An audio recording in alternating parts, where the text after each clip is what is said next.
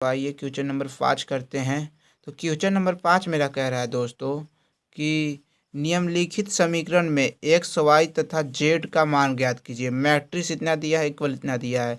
दूसरा दिया है X plus Y two equal to इतना दिया है। तो तीसरा ये दिया है। तो सबसे पहले आइए हल निकाल लेते हैं दोस्तों पहला का। तो पहला मेरा दिया है एक्स तथा वाई का जेड का मान निकालना दिया है। तो 4 के बराबर मेरा दिया है दोस्तों वाई। तो y बराबर हो जाएगा मेरा दोस्तों 4। तो ये y का मान हो गया दोस्तों। और z बराबर दिया है मेरा दोस्तों 3 × 3। तो z बराबर हो गया मेरा दोस्तों 3। और इसी प्रकार x बराबर दिया है मेरा x+1। तो दिस इज आंसर। ये x y तथा z का मान निकल गया। इसी प्रकार दूसरा हल करते हैं दोस्तों। x+y इक्वल दिया है 6। समीकरण नंबर 1 मान लेते हैं दोस्तों।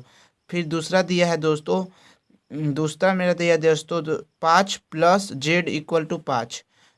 5 + z इक्वल टू 5 समीकरण नंबर 2 दोस्तों। और तीसरा दिया है दोस्तों x + y इक्वल टू 8 दिया दोस्तों समीकरण नंबर 3।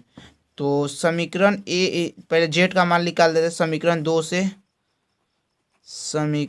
2 से। तो z इक्वल हो जाएगा 5 × 0। तो z इक्वल टू हो जाएगा मेरा दोस्तों 0। इसी प्रकार दोस्तों अब हम इसी प्रकार समीकरण 1 और 3 से x तथा y तथा x के मान निकालेंगे। समीकरण 1 3 से।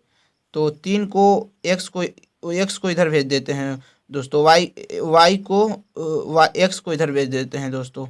तो मेरा हो जाएगा दोस्तों x बराबर हो जाएगा दोस्तों 8/y। तो इसका मान x का मान दोस्तों हम समीकरण 1 में रख देते हैं। x का मान समीकरण 1 में रखने पर तो रखते हैं दोस्तों। तो 8y + y इक्वल 6। तो इसका लसा ले लेते हैं दोस्तों। तो लसा लेने पे आता है y 8 + y²। और ये हो जाता है 6 हो जाता है दोस्तों। तो यहाँ से हो जाता है y² इक्वल 6y दोस्तों। तो अब यहाँ पे हल करते हैं दोस्तों। ये इसको इधर भेज देते हैं, बाकी को उधर भेज देते हैं। तो मेरा हो जाएगा y² - 6y + 8 इक्वल 0। तो अब इसको गुणनखंड कर लेते हैं दोस्तों। तो y² - 4 + 2 + y × 8 इक्वल टू 0 दोस्तों। अब इसको इधर भेज दो, y को इधर कर लेते हैं दोस्तों। अब गुणनखंड तो आप लोग कर ही सकते हैं दोस्तों, बट फिर भी कर दे रहे हैं हम ताकि आप लोगों को कोई दिक्कत ना हो। तो यहाँ से हो जाएगा दोस्तों, यहाँ से दोस्तों y कॉमन लेते तो y - 4 आ जाता है दोस्तों। यहाँ से -2 कॉमन लेते हैं तो y - 4 आ जाता है दोस्तों। तो y इक्वल टू आ जाता है दोस्तों 4 आ जाता है दोस्तों। और ये आता है दोस्तों y इक्वल टू -2 आता है दोस्तों। तो y बराबर 2 मान आता है दोस्तों। आप किसी का मान 1 रख के हल कर सकते हैं दोस्तों।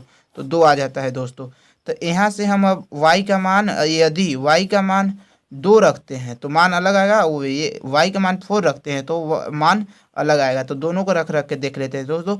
जो समीकरण 1 में रख देते हैं, समीकरण 1 में रख देते हैं दोस्तों।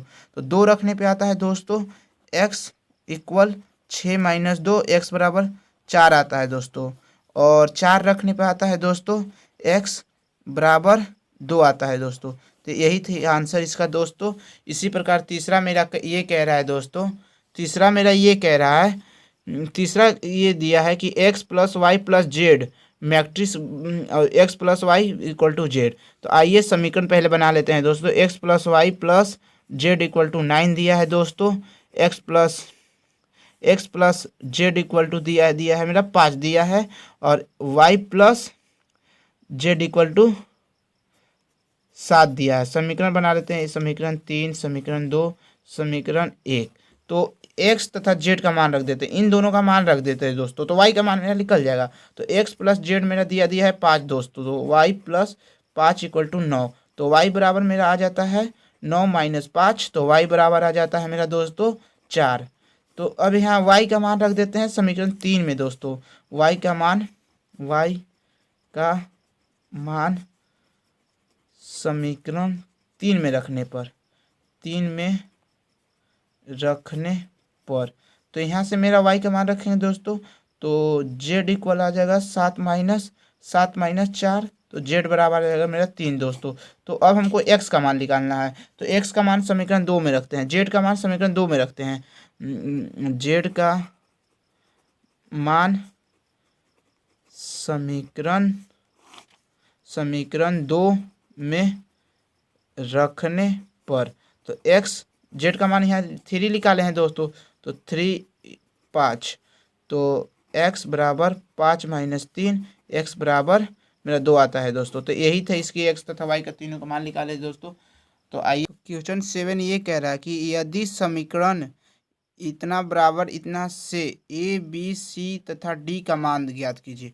तो समीकरण इतना दिया है, a minus B 2 plus C 2a minus B 3c plus D, और इतना बराबर इतना दिया है। तो सबको पहले गिवन डेट लिखते हैं, इक्वेशन लिख लेते हैं हम दोस्तों।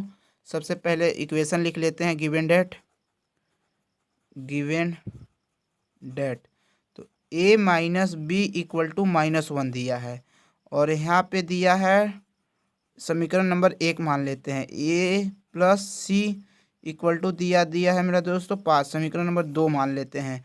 और 2a minus B equal to दिया है दोस्तों 0, समीकरण नंबर 3 मान लेते हैं। और यहाँ दिया है दोस्तों 3c प्लस डी इक्वल दिया है 13, समीकरण नंबर 4 मान लेते हैं। तो समीकरण 1 से a बराबर हो जाएगा b माइनस ए, समीकरण नंबर 5 मान लेते हैं। अब समीकरण 5 का a का मान समीकरण 3 में रखने पर, a का मान समीकरण 3 में रखने पर, तो a का मान हम यहाँ रखते हैं दोस्तों, तो 2b minus 1 minus b equal 0, तो 2b minus 2 minus b equal 0, तो b माइनस 2 इक्वल 0, तो b बराबर आ गया मेरा दोस्तों 2। अब b का मान समीकरण 1 में रखने पर, b का मान समीकरण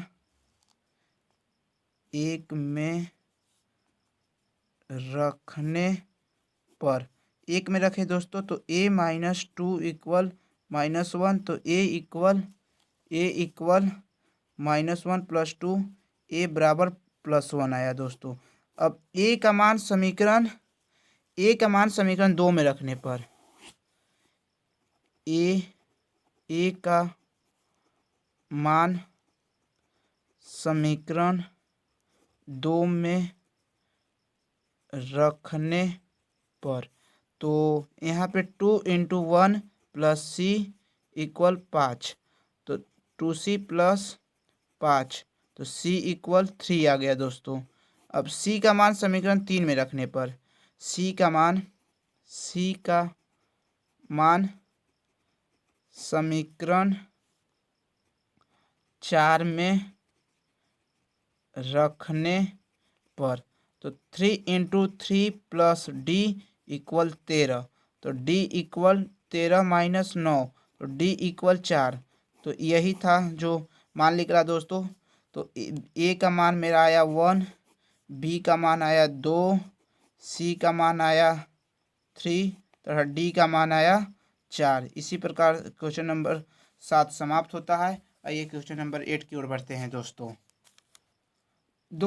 मेरा क्वेश्चन 8 ये कह रहा है कि a equal matrix I J m × n का एक वर्ग आव्यूह है। तो यदि 4 कंडीशन दिया है, m less than n, m greater than n, c दिया है m इक्वल टू n, इनमें से कोई नहीं, तो इसका जो आंसर होगा दोस्तों, क्योंकि दोनों इक्वल दिया है, m × n का मैट्रिक्स दिया है, तो m × n होगा दोस्तों, क्योंकि ये वर्ग मैट्रिक्स कहलाता है।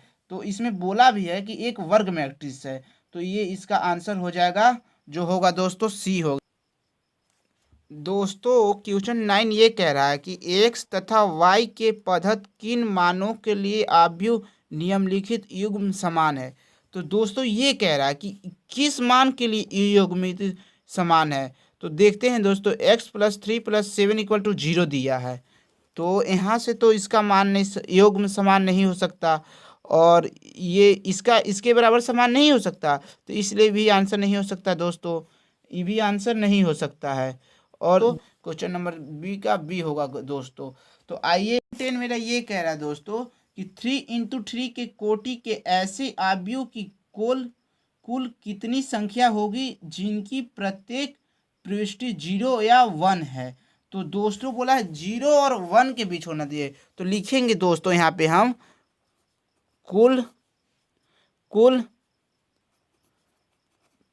प्रविष्टियाँ बराबर 2। 3 × 3 का मैट्रिक्स बनाना है दोस्तों, तो 3 × 3 9 होता है, तो लिखेंगे दोस्तों मैट्रिक्स की संख्या = 3 × 9 हो जाएगा, तो 512 हो जाएगा दोस्तों। तो इसलिए इसका आंसर डी होगा दोस्तों, इसलिए आंसर इसका डी होगा। तो इसी प्रकार अपना ये लेक्चर समाप्त करते हैं। यदि वीडियो अच्छा लगा हो तो लाइक करें, सब्सक्राइब करें तथा दोस्तों के साथ शेयर करें। तब तक के लिए जय हिंद, जय भारत।